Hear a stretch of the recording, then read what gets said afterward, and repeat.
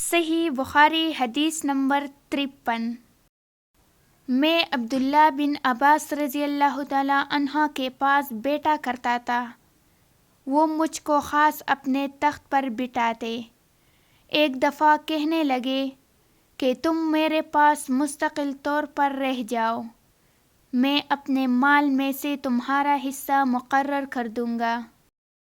تو میں 2 ماہ تک ان کی خدمت میں رہ گیا۔ پھر کہنے لگے کہ عبدالقیس کا وفد جب حضرت صلی اللہ علیہ وآلہ وسلم کے پاس آیا تو آپ صلی اللہ علیہ وآلہ وسلم نے پوچھا کہ یہ کون سی قوم کے لوگ ہیں یا یہ وفد کہاں کا ہے؟ انہوں نے کہا کہ ربیعہ خاندان کے لوگ ہیں۔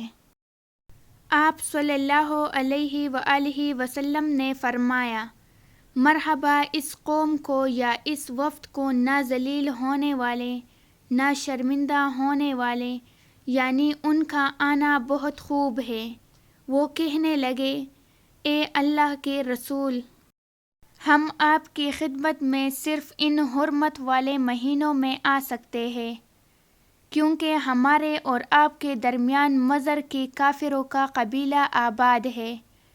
پس آپ ہم کو ایک ایسی قطعی بات بتلا دیجئے جس کی خبر ہم اپنے پچھلے لوگوں کو بھی کر دیں جو یہاں نہیں آئے، اور اس پر عمل درآمد کر کے ہم جنت میں داخل ہو جائیں۔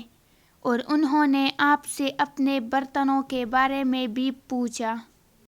آپ صلی اللہ علیہ وآلہ وسلم نے ان کو 4 باتوں کا حکم دیا اور 4 قسم کے برتنوں کو استعمال میں لانے سے منع فرمایا۔ ان کو حکم دیا کہ ایک اکیلے خدا پر ایمان لاؤ۔ پھر آپ صلی اللہ علیہ وآلہ وسلم نے پوچھا کہ جانتے ہو ایک اکیلے خدا پر ایمان لانے کا مطلب کیا ہے؟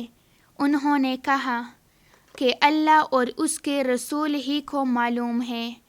آپ صلی اللہ علیہ وآلہ وسلم نے فرمایا کہ اس بات کی گواہی دینا کہ اللہ کے سوا کوئی معبود نہیں، اور یہ کہ حضرت محمد صلی اللہ علیہ وآلہ وسلم اس کے سچے رسول ہے، اور نماز قائم کرنا اور زکوٰۃ ادا کرنا اور رمضان کے روزے رکھنا اور مال غنیمت سے جو ملے اس کا 5واں حصہ مسلمانوں کے بیت المال میں داخل کرنا۔